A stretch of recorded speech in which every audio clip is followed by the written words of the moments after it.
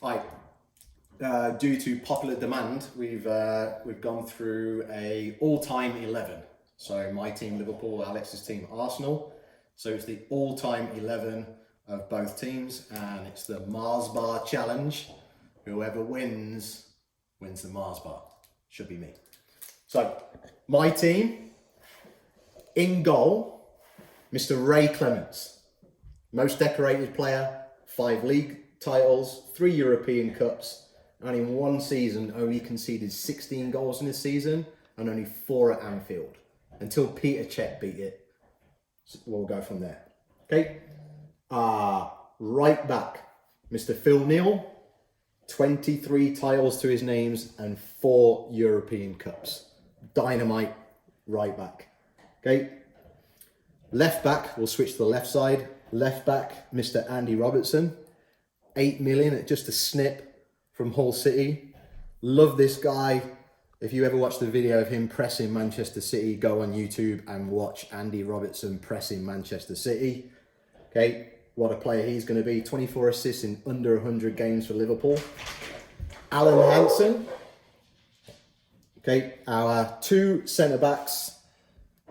Alan Hansen, 8 league titles, 2 FA Cups, 3 European Cups. Brilliant on the ball. So this is going to connect well with our midfield players. Okay, other centre-back, although fairly new to Liverpool, Mr. Virgil van Dijk. I think these 2 guys will be a great partnership together.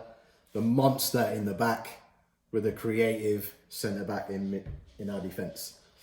Midfield 3, now this is where it gets real tasty. Okay, Graham Souness. Okay, box-to-box hard man.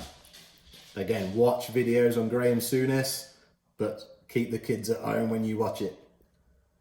Okay, Jan Molby. Okay, Danish player, super IQ on the ball, and a little bit tubby, a little bit around the midriff, but he don't need legs, he just needs to pick a pass. My favourite player of all time, Mr. Steven Gerrard.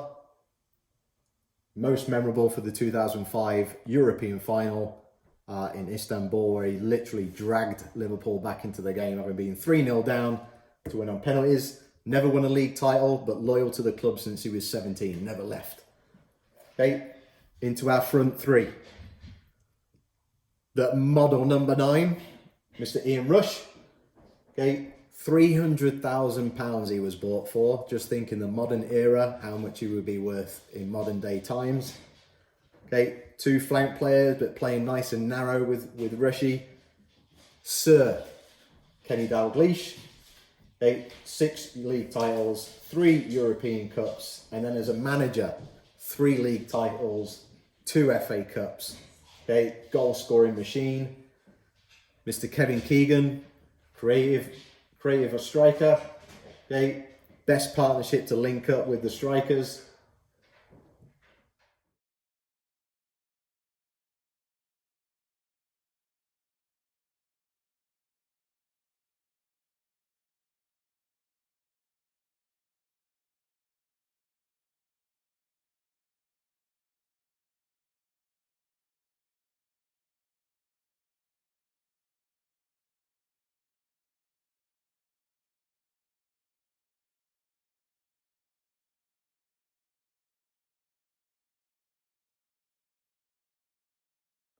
All right, Neil, for the Arsenal All 11, 1971 double winning goalkeeper Bob Wilson, safest hands in the game.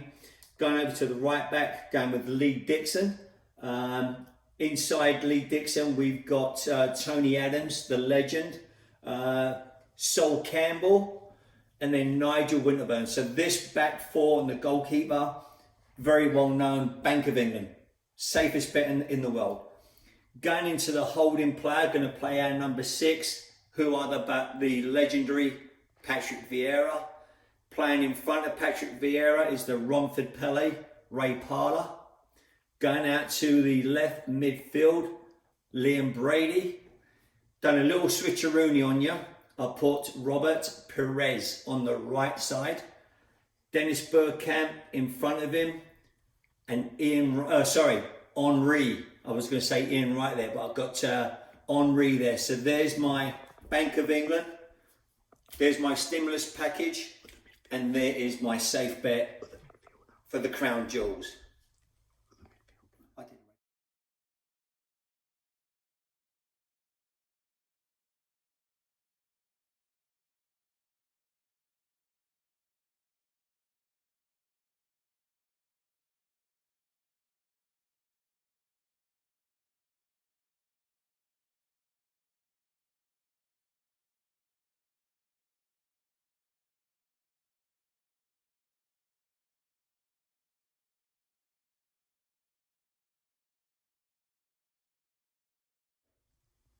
And for the manager, I'm going to go with George Graham.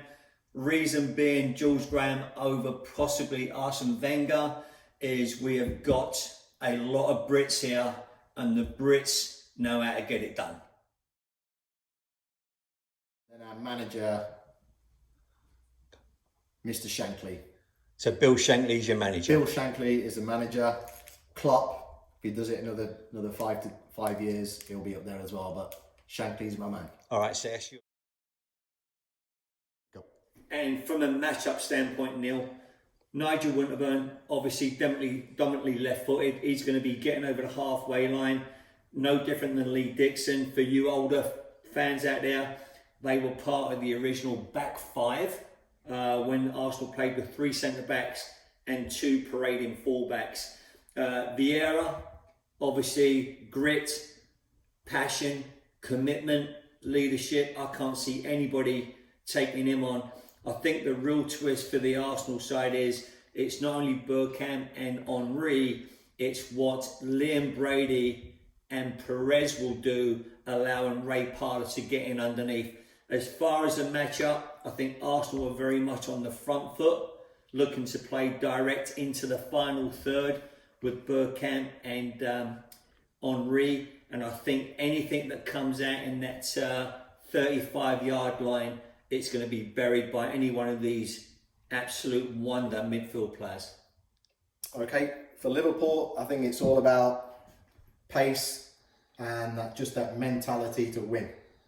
Okay, you've got to look at the front three's creativity and pace against 2 centre backs that are not very mobile.